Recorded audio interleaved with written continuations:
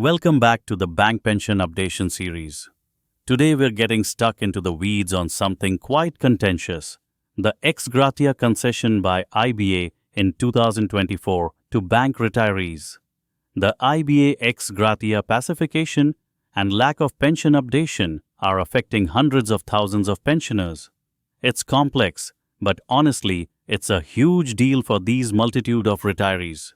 I'm Anil Agrawal, and my co-host is Priya Chakraborty. We've got a couple of key documents in front of us. First, there's this really strong statement from the All India Bank Pensioners and Retirees Confederation, AIBPARC. They're not just unhappy, they're calling this whole thing a humiliation to elders of the banking industry, the retirees. And then on the flip side, we have an internal bank circular, much drier, obviously laying out the mechanics of how these new payments are supposed to work. So our mission today, to cut through it all. We need to figure out what this ex-gratia payment actually is, and importantly, why the retirees themselves see it as well, an insult instead of a benefit. Yeah, that's the heart of it, isn't it? Is it a favor or is it a right? This whole thing really kicked off from an MOU signed in December 2023. The banks proposed this ex-gratia payment, framing it as a kind of one-off gesture mainly for those who retired quite a while ago. But the pensioners, AIBRF, AIBPARC, etc., they've been absolutely consistent. Their demand is pension updation.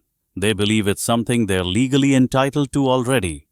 So you immediately have this fundamental clash set up. Okay, let's break it down then. This ex-gratia payment, how does it work according to that bank circular, right? First off, the language is very specific. It's called a one-time measure. That's crucial. It only applies for this current settlement period. So, November 2022 through October 2027.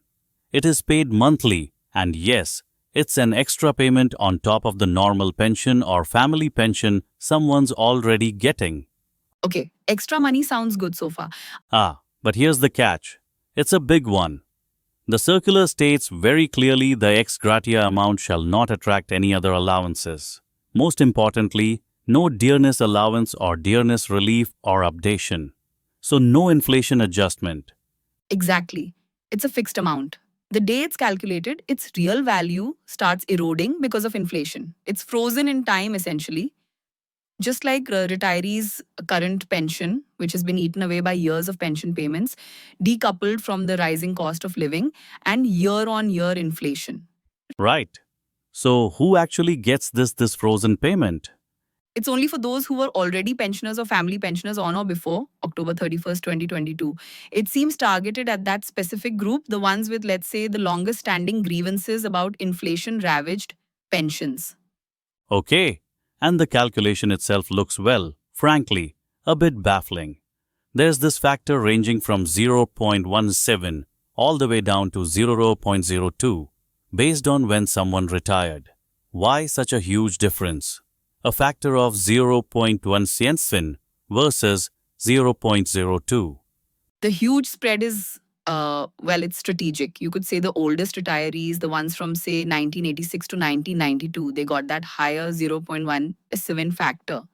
The original pensions are the ones that have been, most significantly eroded over time by inflation and the lack of proper updation. So giving them more looks like addressing the bigger historical injustice. Precisely, it helps manage the optics for the banks, the perception that they're being gracious when it's nothing of the kind. Because if IBA was being gracious, it would have done the decent thing and go all the way and implemented updation. Because in that light, ex-gratia is nothing more than a distraction. It's IBA kicking the can down the road instead of picking it up there and then. Talk of IBA not grasping the nettle when it could have is a phrase often used by many retirees. But then for the more recent retirees, say 2017 to 2022, they add the tiny 0.02 factor. Their pensions are naturally closer to current salary levels. So applying a low factor there keeps the overall cost down for the banks, while still allowing them to say they've made a gesture. It's cost containment and gamesmanship really framed as targeted help. Right. Described that way, one can easily understand why some retirees consider the ex gratia payment an insult. And IBA, they were very keen to separate the ex gratia payment from the legal updation responsibilities that retirees asked for. As I recall it, the circular had some pretty strong wording about ex gratia payment not being a pension revision. The whole thing sounded like the IBA was wearing a blindfold in a blackened room looking for a black cat. Oh, absolutely. It's explicit.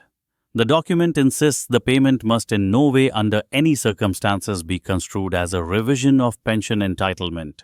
And it also adds that it shouldn't prejudice the IBA's stance in court cases. Wow. So IBA is paying out money while simultaneously writing down, this doesn't mean we actually owe you this money as a pension increase.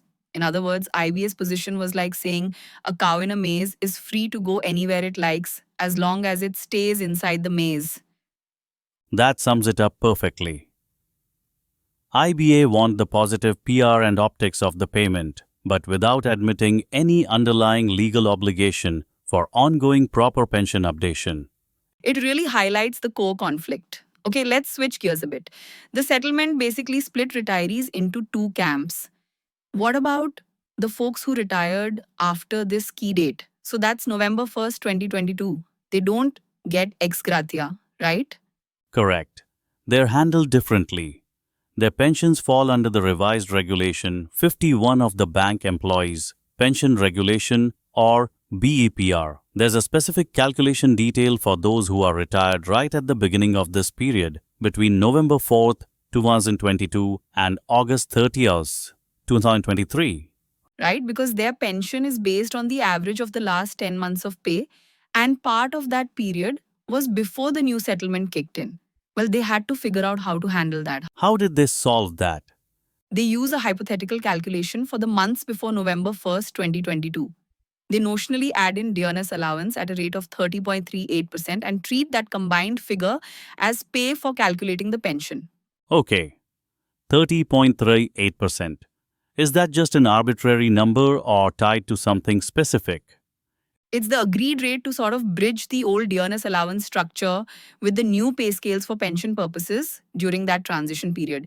It's a technical fix to make the 10-month average calculation consistent under the new rules. Got it.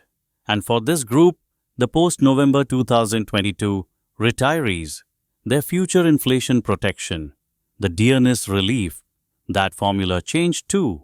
Yes, a completely new DA formula applies to them from November 1st, 2022 onwards. It's calculated 1.9% per percentage point of index increase on their basic pension.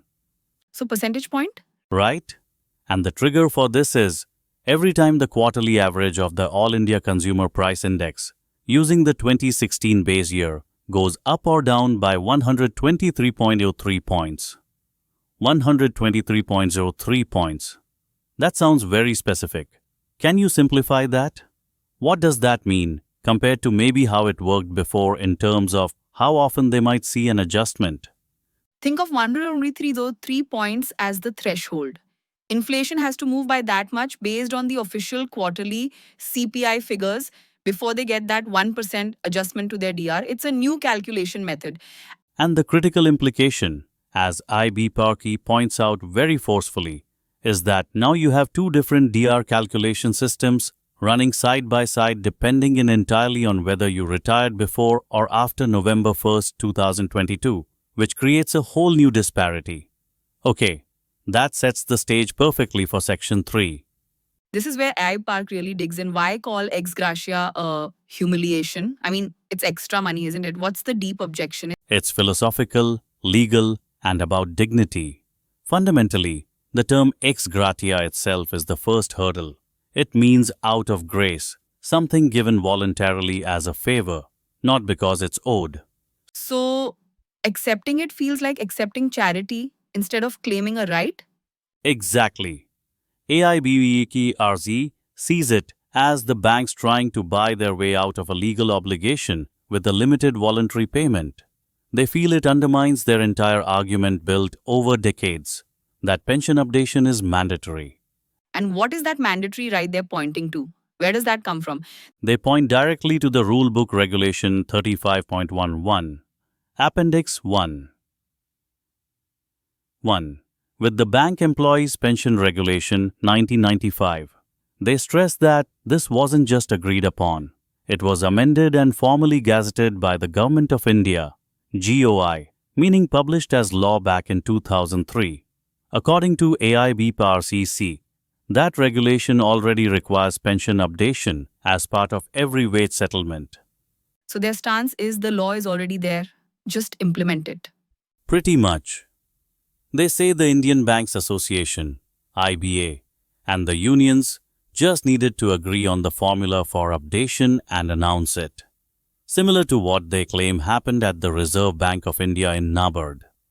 But AIBPARC isn't just criticizing the IBA.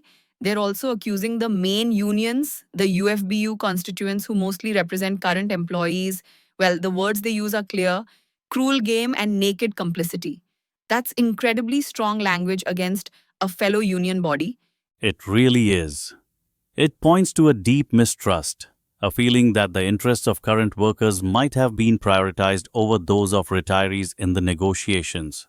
AIBPARC view is that the UFBU essentially went along with the IBA to introduce this idea of a fresh demand for updation, effectively pretending that the existing Regulation 35.11, Appendix 1 didn't already cover it. So creating a problem that didn't need creating in order to solve it with the lesser solution of Ex-Gratia.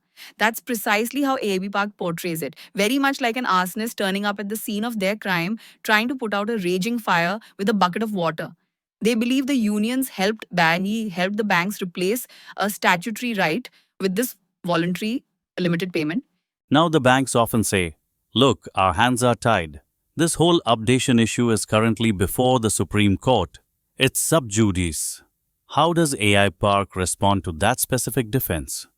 They dismiss it completely. They call the sub judice argument lame. Their reasoning is straightforward, legally robust.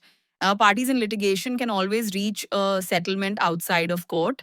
They argue that if the IBA and unions genuinely wanted to resolve this, they could simply agree to implement Regulation 35.1 as AIBPARC interprets it.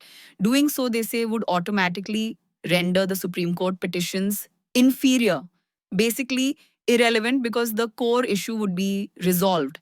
That's the implicit accusation AIBPREC made. They suggest the will to implement the regulation is lacking, not the legal capacity. Okay.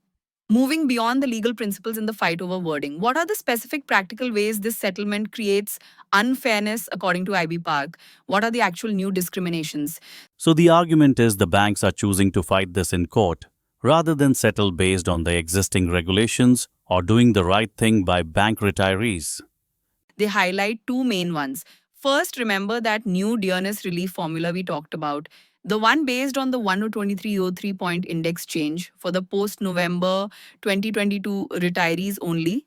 Right, AIBPARC points out this immediately creates two distinct systems for calculating DA purely based on retirement date. They argue the industry had only recently managed to get rid of a previous source of discrimination between different retiree groups only to introduce this brand new one. Basically, one step forward and two steps back. What's the second issue? You mentioned a financial injury for older retirees? Right.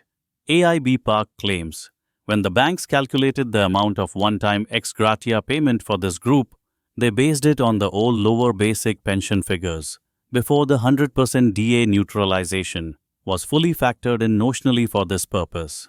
So even the gesture was calculated in a way that perpetuated the past unfairness. That's their argument.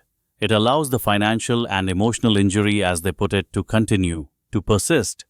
And that's why they insist that only full pension updation, which actually restructures the basic pension itself according to current scales, is the only panacea. Anything else like ex-gratia is just papering over the cracks. So for these retirees, it seems the fight has moved beyond just the rupees and pay.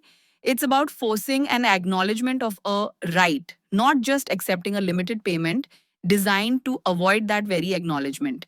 The ex gratia mechanism tries to frame it as grace while they demand it as an earned entitlement. Imagine you're in that situation. You're offered a one-time payment now, but it comes with the condition, implicit or explicit, that you give up the fight for what you believe is a larger ongoing legal right. If the banks did disclose the full alleged cost of that right, even if you disputed the figure, would knowing that number change your calculation? How high does the price tag on a right have to be before you settle for the voluntary gesture? What ultimately is the true cost of financial dignity? And on that burning platform, we end today's episode into the bank pension updation saga. Thank you for hanging with us.